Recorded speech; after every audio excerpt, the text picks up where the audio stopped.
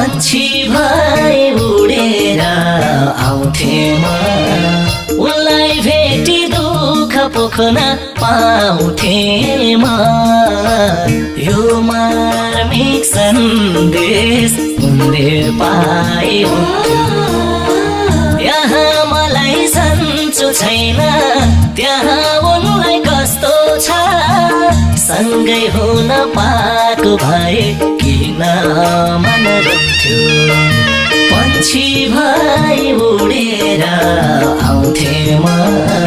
उनलाई भेटी दुःख पोख्न पाउँथे म यो मार्मिक सन्देश उनले पाए हुन्थ्यो यहाँ मलाई सन्चो छैन